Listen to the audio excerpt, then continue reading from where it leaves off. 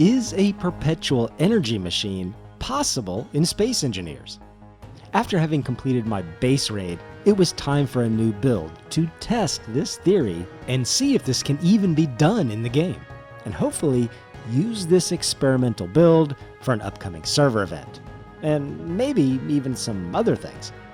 I also need a small atmospheric fighter for enemy engagements, so we're going to do all that and see how it turns out right now.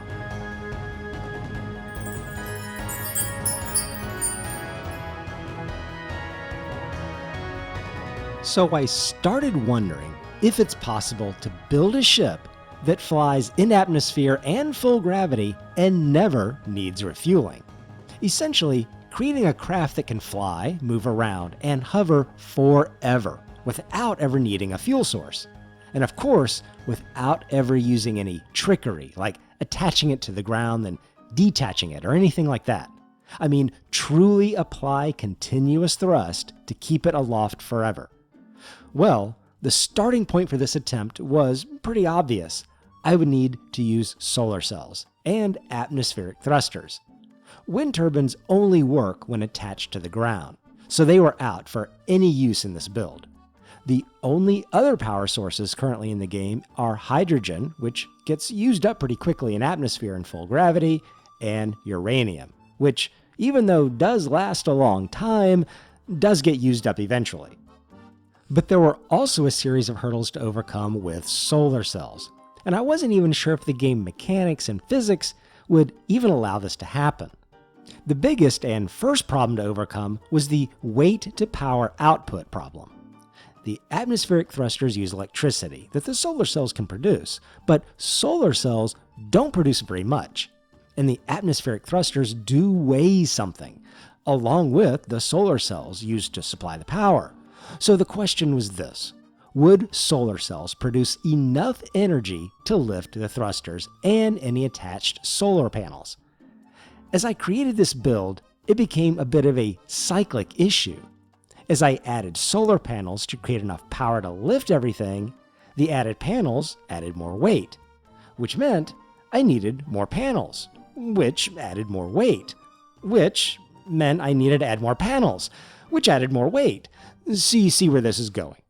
Hurdle 1 was, would I ever reach a point where the total energy output exceeded the weight of the craft that included a large upward thruster, a single small thruster in all directions, and the solar panels? This first answer came fairly quickly.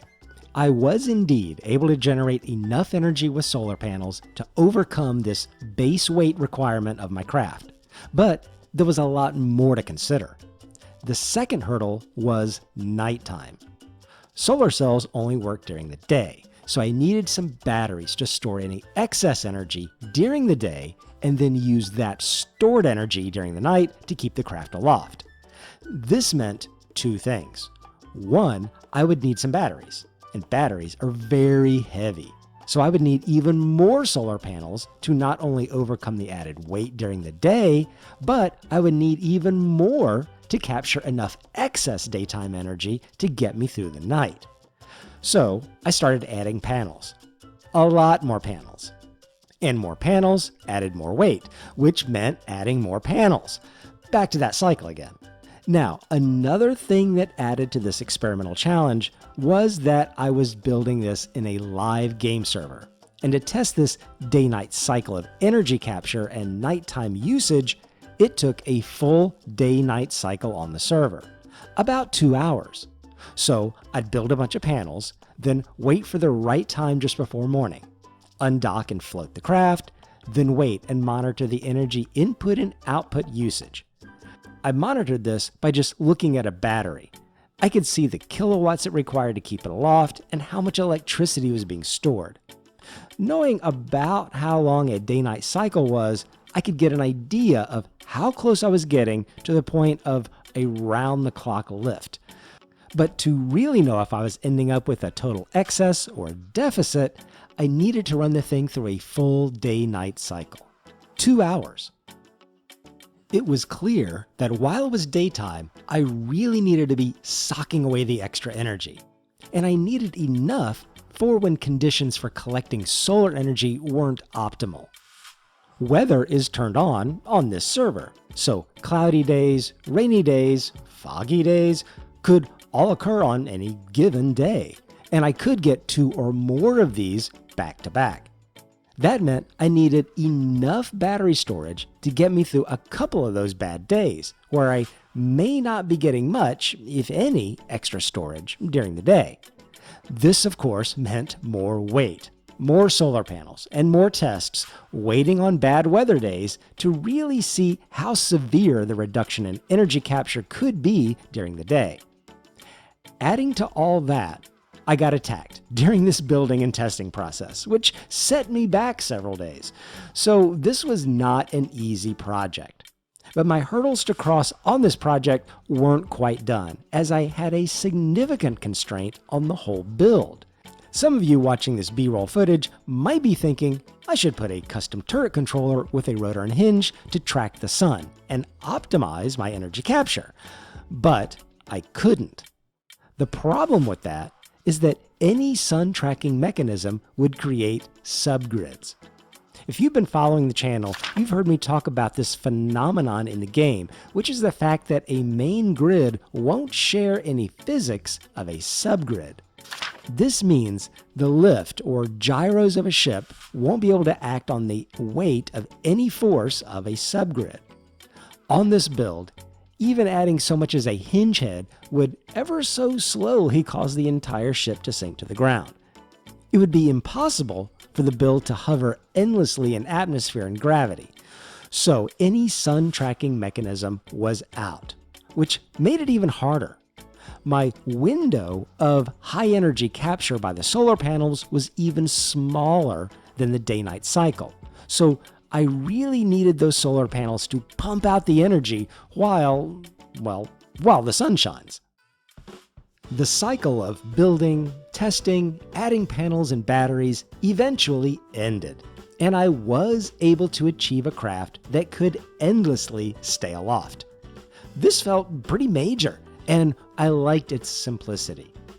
I chose other blocks to hold it together and provide some aesthetics that were also very lightweight. Interior wall blocks, panels of light armor, graded windows and the like. I wanted to incorporate a little more into this so there is a place to sleep and position some cameras around, because this build will initially be used as a broadcast booth and aerial observation platform for the Rover Rally, happening soon. The rally is open to anyone who's joined the server, with a prize of 10 zone chips for the winner. The rally is predominantly a race of speed, but there's some aggression allowed and some rally rules in place to make things challenging, like you're not allowed to have gyros on your rover, or block weapons aren't allowed, but you can have Mad Max style spikes or robot warhammers to smash other racers next to you. Any sort of engineered thing that is not propelled or deployed in some way. So I'm going to try to capture video footage of the event and post it in a future video.